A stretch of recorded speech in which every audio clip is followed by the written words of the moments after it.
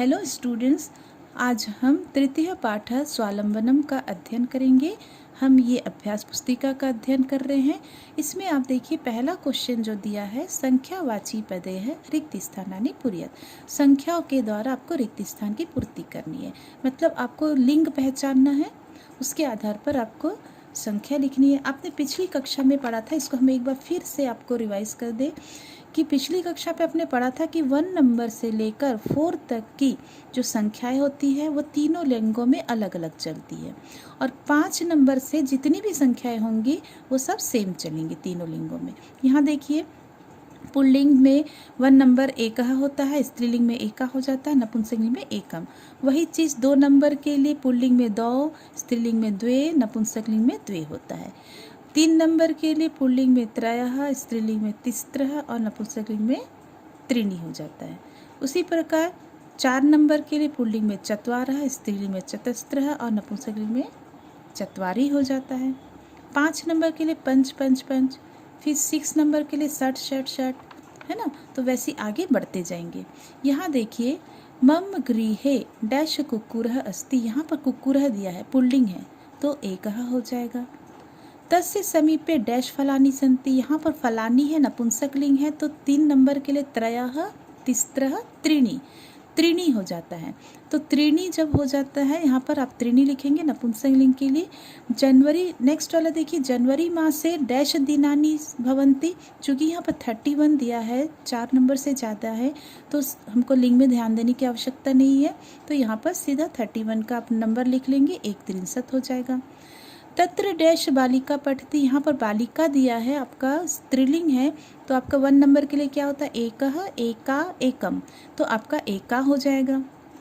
अगला देखिए, हस्ते डैश अंगुलियाँ भवंती, हाथ में 10 अंगुली होते हैं, तो यहाँ पर 4 से ज़्यादा है तो हमको 10 का 10 लिख देंगे।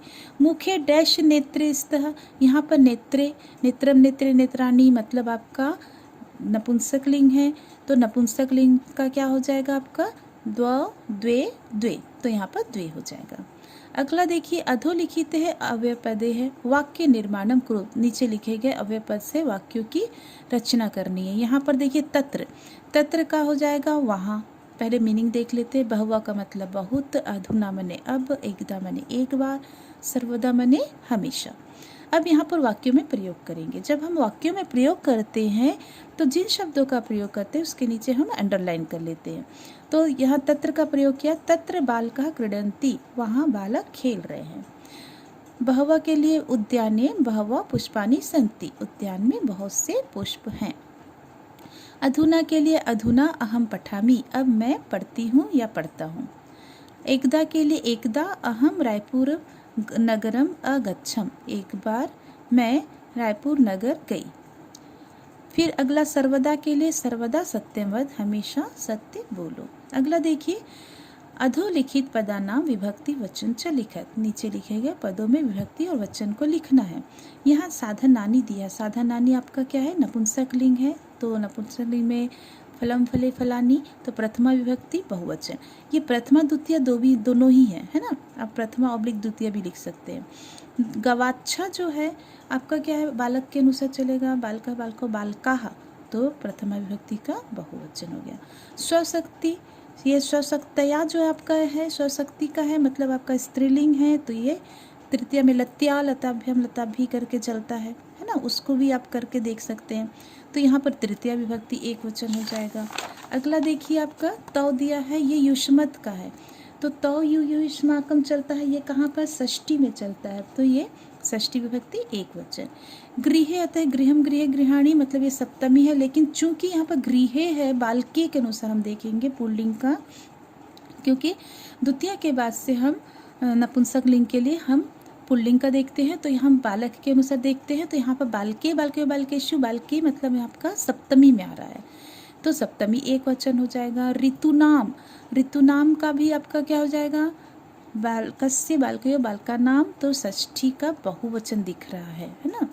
ऋतवः आपके साधु के अनुसार चलेगा, साधु साधु साधवः, तो मतलब प्रथमा विभक्ति का बहुवचन है। मनसी, ये मनस से सकारांत वाले शब्द रूप हैं, तो यहाँ पर सप्तमी में चलता है, एक वचन है। एकस्मिन, ये एक नंबर का सप्तमी में है, ठीक है। 1 नंबर को जब सप्तमी में चलते हैं तो एकस्मिन करके चलते हैं, तो ये सप्तमी एक वचन है। प्रकोष्ठेषु, ये भी आपका सप्तमी बहुवचन है। बालकस्य बालके बालकेषु, है ना।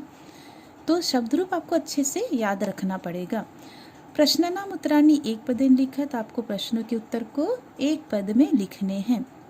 यहाँ देखिए पहला क्या है, श्रीकंठ से पिता की दृश्य आसीत। श्रीकंठ के पिता कैसे थे, तो श्रीकंठ के पिता कैसे थे, समृद्ध थे।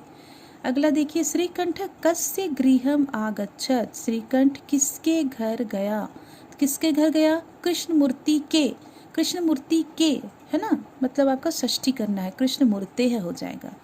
अगला देखिए, कृष्णमूर्ते है कति कर्मकरः सन्ति।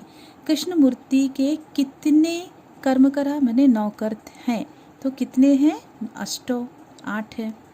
श्रीकंठ से भवने कति स्तंभा सन्ति। श्रीकंठ के भवन में कितने स्तंभ हैं, तो उनके भवन में कितने स्तंभ हैं, 44, 40 भवन हैं। अगला देखिए, श्रीकंठ के भवन में 40 स्तंभ है, ठीक है।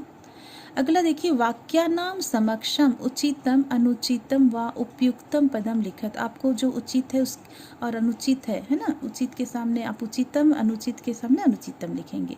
कृष्णमूर्ति है गृहम आडंबर युक्तम अस्ति। कृष्णमूर्ति का जो घर था आडंबर से युक्त है। कृष्णमूर्ति तो बहुत गरीब था, तो उसका आडंबर से युक्त नहीं था, इसलिए अनुचित हो जाएगा। श्रीकंठ से गृह कर्मकरः न आसन्। जो श्रीकंठ था उसके घर में नौकर नहीं थे, बिल्कुल गलत है, वो अनुचित हो जाएगा। स्वावलंबनी सर्वदा सुखम भवति। स्वावलंबन आत्मनिर्भर हमेशा सुख देने वाला होता है, बिल्कुल सही है, उचित होगा। फरवरी मासे 30 दिनानि भवन्ति। फरवरी महीने में 30 दिन होते हैं, गलत होगा, अनुचित हो गया। वर्षे 6 ऋतुः भवन्ति। वर्ष में 6 ऋतुएं होते हैं, बिल्कुल सही, उचितम हो गया। अगला देखिए आपका चित्रम दृष्ट्वा प्रदत्तम चित्रम दृष्ट्वा मंजूषा सहायताया संस्कृति पंचवाक्यानि रचयत। आपको चित्र देख के 5 वाक्य की लिखना है। यहाँ पर मंजूषा दिया है, मंजूषा से आप हेल्प ले सकते हैं। आप यहाँ देखिए, तिष्ठन्ति का मतलब होता है बैठे हैं, पितामह मने दादा, जनक मने पिता, पितामही मने दादी, वार्तालाप मने वार्तालाप करना, बातें करना, जननी मने माता, आदर्श मने आदर्श, आइडियल, परिवार मने परिवार होता है। अब यहाँ देखिए पहला हमने बनाया, अस्मिन चित्रे भोजन कक्ष दृश्यते। इस चित्र में भोजन कक्ष दिखाई दे रहा है। कक्षे एकः परिवारः उपविशति। कक्ष में एक परिवार बैठा हुआ है। ते भोजनम कुर्वन्ति, और वे भोजन कर रहे हैं। परिवारे पितामह पितामही जनकः जननी च सन्ति। परिवार में दादा दादी, पिता और माता है। एषः आदर्श परिवार अस्ति। यह एक आदर्श परिवार है।